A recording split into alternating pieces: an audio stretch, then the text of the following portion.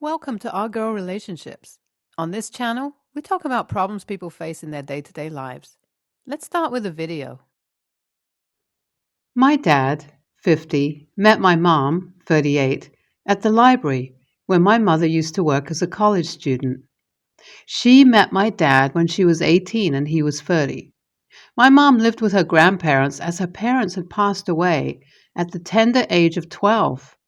Her grandparents were unable to take care of her much, so she basically raised herself, making her a very vulnerable person. So when my mom was clearly love-bombed by him, as she described meeting him like a fairy tale, because of how well they clicked right at the start, even though they had a huge age difference, they had many shared interests, and so went on a couple of dates and eventually started going out. And by the time she was 20, she got pregnant with me, male, 20, during her last semester of college, and my dad had surprisingly allowed her to finish her college degree before proposing to her for marriage and making her a stay-at-home mom.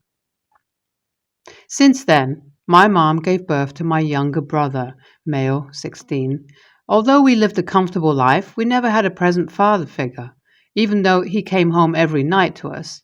We never had a bond, and he seemed to be in his own world most of the time, or busy with work that he brought home from his office. As the years passed, however, my dad started to get more intense. At first, it was just him and my mom arguing over small things, and then eventually we got dragged into it. It was very tiring and draining to be in a household where you could not go to sleep at night without crying. I felt horrible about my mom and my brother because they were suffering extremely. I believe that at some point in my parents' relationship, my mom had caught him cheating, and that's when she began to slip into her depression. After that, it was like she had just stopped trying with my dad, and so did we. As soon as I reached a reasonable age, I started working and saving up for my college and other expenses. I had saved up enough, and by the time I turned 18, and with the help of college funds created by my grandparents and parents, I was able to set aside my saved money to rent an apartment. Amidst all this, I came across Alyssa, 19, who I had first met online at one of the gaming servers I had joined during my junior year of high school. We used to be super close, and it felt like we picked up where we last left off when we started talking again. Alyssa lived and went to a college close by, so we talked all day and night through texts and calls and met multiple times a week, whenever our schedules allowed us to. Eventually, I had come to realize that I had developed feelings for Alyssa. I decided to confess my feelings to her, and surprisingly, she reciprocated my feelings, and ever since then, we had been going out. We moved in within 1.5 years of dating, and this was due to the fact that Alyssa came from a poor family background, which was similar to mine, and needed to move out as soon as possible to get away from her family. Alyssa and I split our bills and equally and lived together a pretty happy life until this situation hit us. You see, my scum of a father never stopped cheating on my mother. He would often go for girls younger in age than him as they were easier to manipulate. In the same way, this time around too, he started having a full-blown physical affair with a 23-year-old intern who worked under him in his office. This intern was married, and when her husband found out, he did not only report this to my dad's workplace, but also inform my mother of the situation. This led to my dad and the intern being terminated instantly. My mom had enough of my dad and kicked him out of the house too, while filing for a divorce with the help of my grandparents.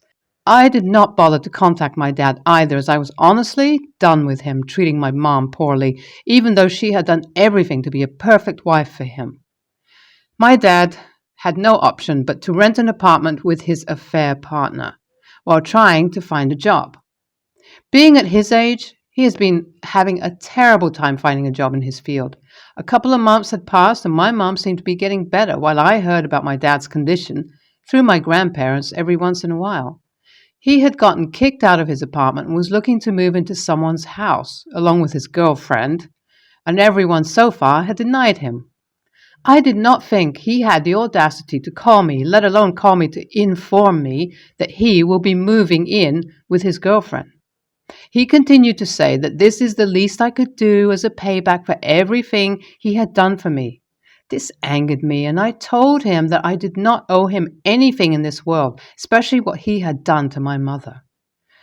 I hung up the call and went straight to changing the locks because I know till what extent a man like my dad would go. After doing so, I handed her a copy of the key to my girlfriend so she could use it to get back home from work and classes. She asked me the reason why I changed the locks, and I explained to her the entire situation why. She seemed a little hesitant, and she told me that she believed that my dad deserved a chance after everything he had done to become a better person. Hearing this made no sense, as she knew everything that my dad has done to us. This sparked an argument between us where I told her that she had no place to tell me if I should or should not forgive my dad. This argument was our first, and I could not believe what I was hearing. I needed some space, so I decided to live with a friend to clear my head.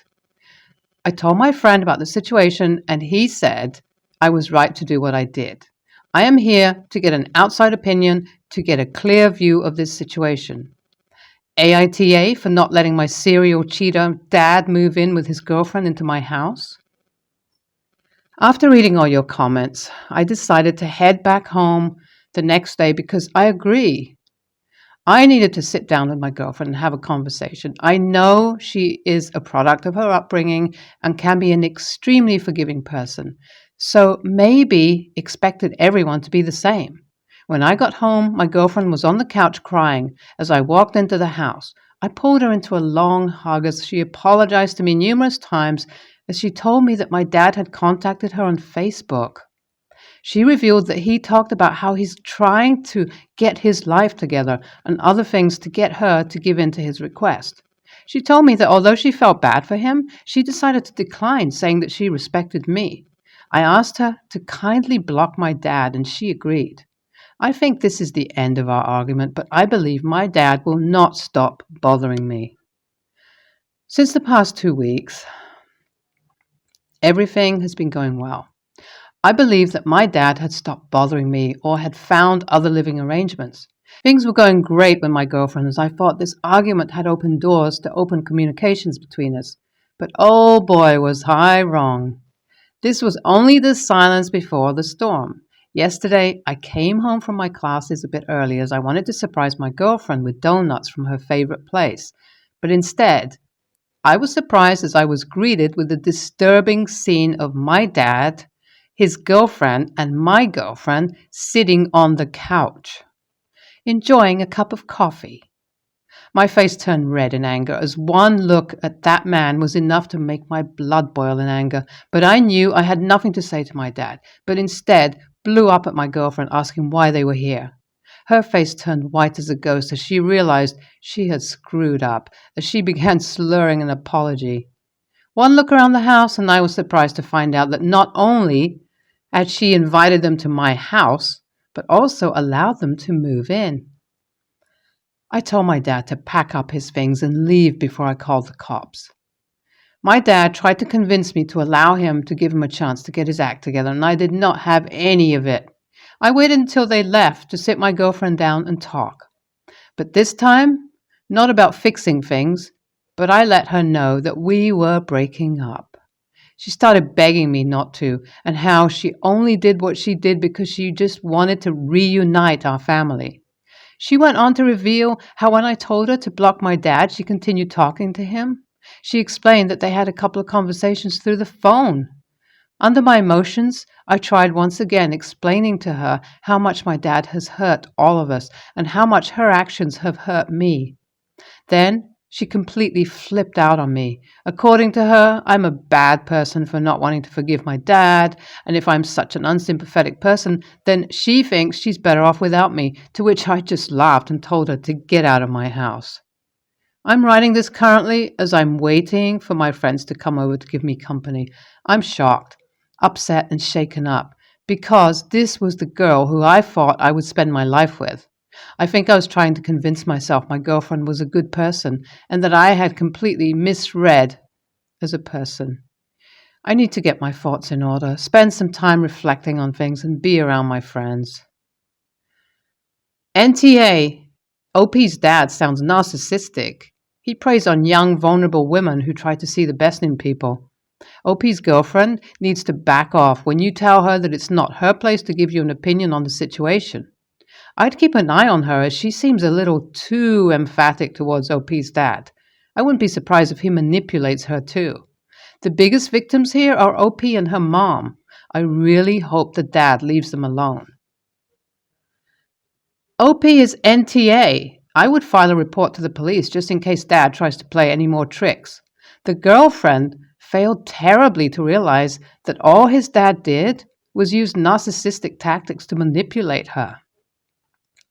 He was not going to ever change, no matter what, and by allowing him access into OP's life would have just harmed the well-being of OP. It is better to let go of the relationship than be with someone who doesn't respect your wishes and tries to decide what is best for you, regardless if the intentions are good or not.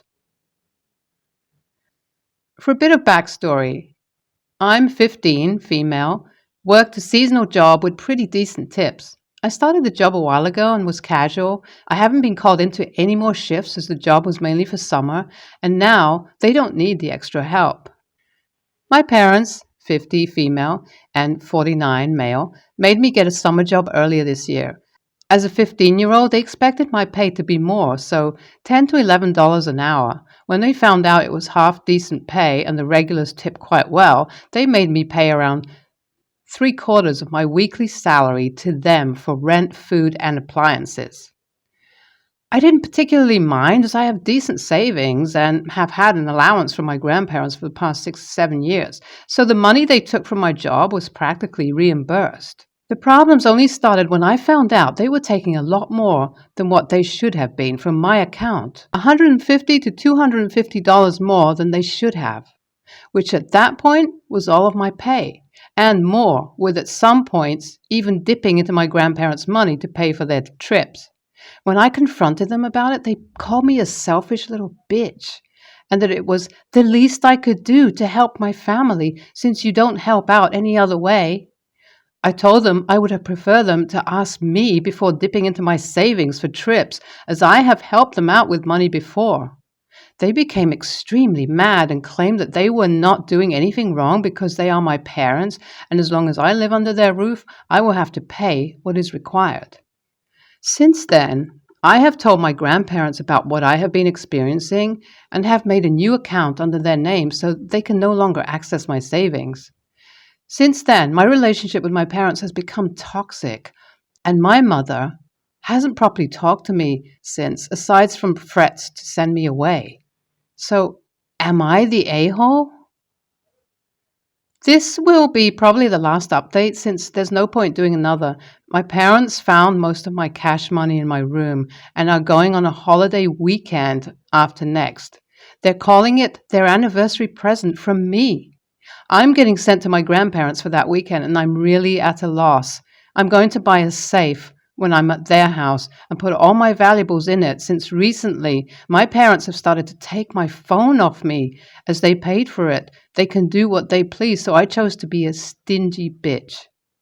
I've just decided to give up. It's not really worth the problem since my mom has made it a point to send videos of herself having a nervous breakdown and photos of herself crying because of how much stress and misery I put her through for the last month while I'm at school. She's also not allowing my iron transplant, and she refuses to pay for my iron tablets. I hope it just gets better from here because I don't want my family to fully fall apart because of me. NTA! WTF is wrong with your parents? That they expect their child to help with household expenses? That's their job. Holy crap, I am fuming for you and your irresponsible parents. Please keep your man away from them. They have no business using your money that way. Disgusting. I have an old friend who I will call B. B has always been a pretty lazy friend. Never wanted a job, never wanted to go out to school, didn't have any ambitions. As soon as B got out of high school, she got pregnant by my boyfriend's brother 2 months into their relationship. B doesn't pay any bills, doesn't work, and is constantly on Facebook complaining about how it is so hard to be a young mom alone. Her boyfriend is gone 4 days a week to work and provide for them. I would always come over and help B with chores, shopping, and watching her child until over time I realized it really wasn't that hard. There was no reason for me to be there constantly. Plus, I was doing all her work on top of my 50-hour-a-week job. Fast forward 2 years in, and I'm about fed up. I'm coming over less and less. B still has no job, sits and smokes pot all day. Her car is dangerous to drive with a child. Her tires are bald, and she wastes her money on weed instead of fixing it. Then cries about how there is no one ever to help her when I've given her money countless times for the baby, etc., that she obviously blows on herself. One day, she confronts me about coming over less and tries to make me feel guilty. I broke finally and told B that I can't stand lazy moms like her who act like they grab the sun with their bare hands for just sitting around all day. That's just because she got knocked up as a kid on purpose does not mean people need to grovel at her feet or drop their lives to help her. That she needs to get a damn job, and I'm done helping her with stuff she can clearly do herself. Being a mom with all your bills paid is not that hard, considering I've been doing it for you days and nights on top of overtime at my real job. B was offended, turned it around on me, sent me some nasty messages I didn't even bother reading, and I blocked her. I have not talked to B since, and that was about 10 months ago. AITA for the way I blew up on my friend? Or was I being taken advantage of? I have a lot of mom friends who sadly act like this, and I'm done being nice to them. B is involved in the family, and that's why after 10 months it's been brought up again. B also beats on her SO, which is put into more detail in the comments and the action I've taken. Thank you for all your input. NTA, I understand your anger. I have an acquaintance who behaves similarly, thinking that just because she chose to have a child, the world owes her everything. So upsetting because ultimately the one who loses is the child. Cut her out of your life and move on. NTA. However, being a mom is hard, though she was not trying very hard. Sounds like she expected people to do everything for her, and you are one of the few who stuck around. People like this give us a good lesson in healthy boundaries for future relationships.